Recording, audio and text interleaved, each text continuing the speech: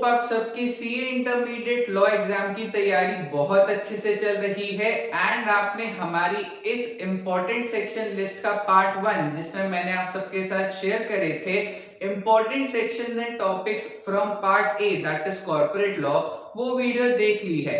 अगर आपने वो वीडियो नहीं देखी है तो इस वीडियो के डिस्क्रिप्शन में उसका लिंक गिवन है, आप वहां पे जाके चेक कर सकते हैं वो वीडियो। एंड इस वीडियो में हम बात करने वाले हैं पार्ट 2 जो कि है अदर लॉज, जिसमें 4 टोटल चैप्टर्स हैं हमारे। उन चारों चैप्टर्स में से क्या क्या इंपॉर्टेंट सेक्शंस और इंपॉर्टेंट टॉपिक्स हैं आपके फॉर योर सीए इंटरमीडिएट में 2023 अटेम्प्ट। एंड हमारा एम जो है वो क्या है, एटलीस्ट 30 प्लस हमें स्कोर करना है out of 40 in other law section. Start करते हैं with the first act that is हमारा इंडियन कॉन्ट्रैक्ट एक्ट। अब कॉन्ट्रैक्ट एक्ट में टोटल 3 यूनिट्स हैं आपके, उसमें से कौन से इंपॉर्टेंट सेक्शंस और आपके टॉपिक्स। सबसे पहले आते हैं सेक्शन 125 पर जो कि बात करता है right of indemnity holder when sued. Next फिर आते हैं सेक्शन नंबर 129 पर जो कि बात करता है कॉन्टिन्यूइंग गारंटी की। इसके साथ साथ इस पर्टिकुलर हमारा जो यूनिट है उसका एक बहुत ज्यादा इंपॉर्टेंट टॉपिक जो कि है difference between indemnity and guarantee. काफी बार 4 से 5 नंबर के लिए क्वेश्चन पूछा गया है सीए इंटरमीडिएट एग्जाम में, आपके एग्जाम में बहुत ज्यादा इंपॉर्टेंट क्वेश्चन है ये।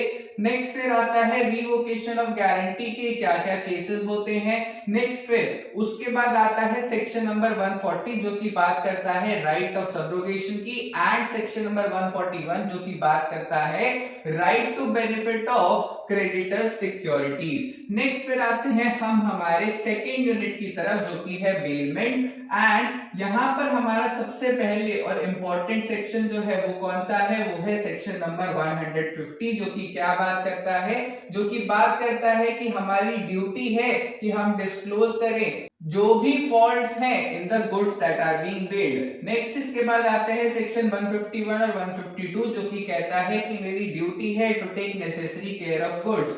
सेक्शन 155, 6 और 7 बात करते हैं क्या, कि मुझे मिक्स नहीं करने goods build with the other goods. Next फिर आते हैं अगले सेक्शन पर जो कि है section 169, another a very very important section जो कि बात करता है कि फाइंडर ऑफ गुड्स जो है वो किन किन केसेस के अंदर गुड्स को सेल कर सकता है। जैसे कि पेरिशेबल गुड्स हो गए, ऐसे 3-4 केसेस हैं जहां पर फाइंडर ऑफ गुड्स जो है वो सेल कर सकता है गुड्स। तो आपको सेक्शन 169 अच्छे से करके जाना है। नेक्स्ट आता है एक और इंपॉर्टेंट डिफरेंस बिटवीन का क्वेश्चन जो कि है जनरल लेन वर्सेस पर्टिकुलर लेन। इसके बाद फिर एक और इंपॉर्टेंट टॉपिक जो कि है हमारा pledge by non owners. Next फिर आते हैं हम हमारे थर्ड और लास्ट यूनिट पर जो कि है एजेंसी। अब इसमें सबसे पहले section 237 very very important from case study based questions perspective जो कि है हमारा एजेंट बाय एस्टॉपल। नेक्स्ट फिर आते हैं सेक्शन नंबर 196 टू 198 जो कि बात करता है रैटिफिकेशन की। इसके बाद एक एजेंट किन किन केसेस में सब एजेंट अपॉइंट कर सकता है।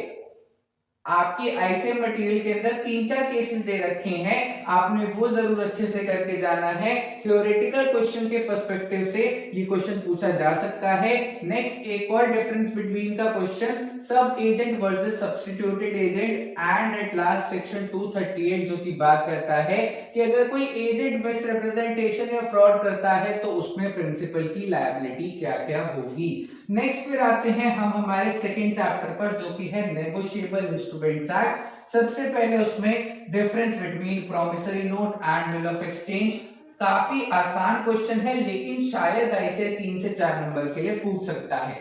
इसके बाद एक इंपॉर्टेंट टॉपिक जो कि आईसीएस जनरली 2 से 3 मार्क के लिए एज अ शॉर्ट नोट पूछ लेता है, क्या है वो, ट्रंकेटेड चेक या फिर कभी कभी क्रॉस चेक भी पूछ सकता है।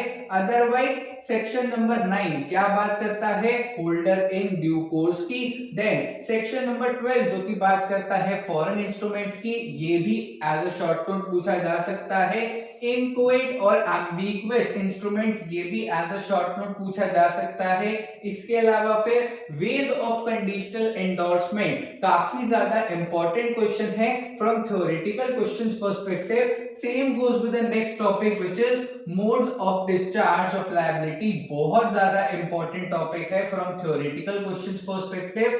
नेक्स्ट फिर आते हैं एक्सेप्शंस टू सेक्शन 87, जो कि बात करता है कि कैसे ऑल्टरेशंस हैं जो कि अलाउड हैं। इसके बाद फिर हम बात करते हैं सेक्शन नंबर 138 की, जो कि बात करता है किस चीज की, dishonour of cheque due to insufficiency of funds. And at last section 142 जो कि बात करता है कॉग्निजेंस ऑफ ऑफेंस। नेक्स्ट फिर आते हैं हम हमारे अगले एक्ट पर, जो कि है जनरल क्लॉज एक्ट। अब इसके अंदर सेक्शन 3 में कुछ डेफिनेशंस दे रखी हैं जिनसे डायरेक्टली आईसीए 3 से 4 नंबर का शॉर्ट नोट पूछ लेता है। उन डेफिनेशंस में से भी कुछ इंपॉर्टेंट डेफिनेशंस कौन सी हैं? सबसे पहले एफिडेविट, ऑलमोस्ट 2 से 3 बार आईसीए पूछ चुका है पिछले अटेम्प्ट्स में।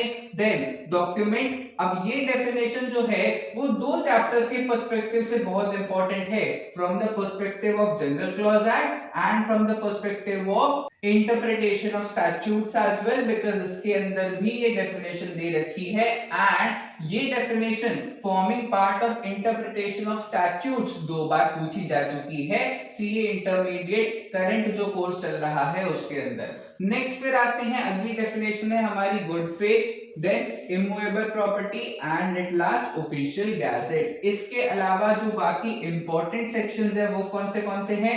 सेक्शन 6 जो की बात करता है इफेक्ट ऑफ रिपील की। नेक्स्ट फिर आता है सेक्शन नंबर 11 जो की बात करता है यूनिट ऑफ मेजरमेंट की। अगला आता है हमारा सेक्शन नंबर 13 जो की बात करता है जेंडर एंड नंबर की, और सेक्शन नंबर 27 जो की बात करता है सर्विस बाय पोस्ट। प्लीज याद रखिएगा सेक्शन 27 को काफी लोग कंपनीज एक्ट के सेक्शन नंबर 20 से रिलेट कर लेते हैं, बट थोड़ा सा डिफरेंस है इन दोनों सेक्शंस के अंदर, इसीलिए ध्यान से पढ़िएगा एंड कंफ्यूज मत हो जाइएगा कि ये क्वेश्चन कंपनीज एक्ट में पूछा है या फिर जनरल क्लॉज एक्ट के अंदर। नेक्स्ट फिर आते हैं हम हमारे लास्ट चैप्टर पर which is interpretation of statutes. अब इसके अंदर 2 डेफिनेशंस हैं जो बहुत ज्यादा इंपॉर्टेंट है।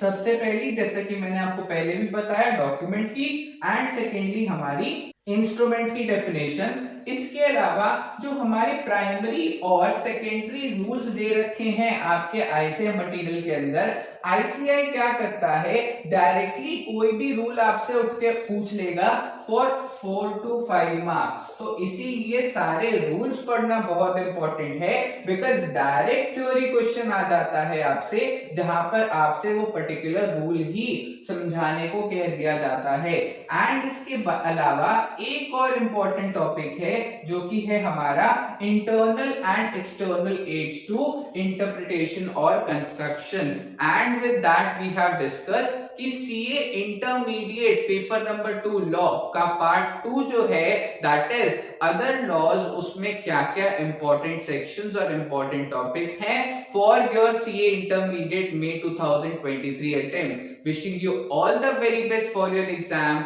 Take care of yourselves.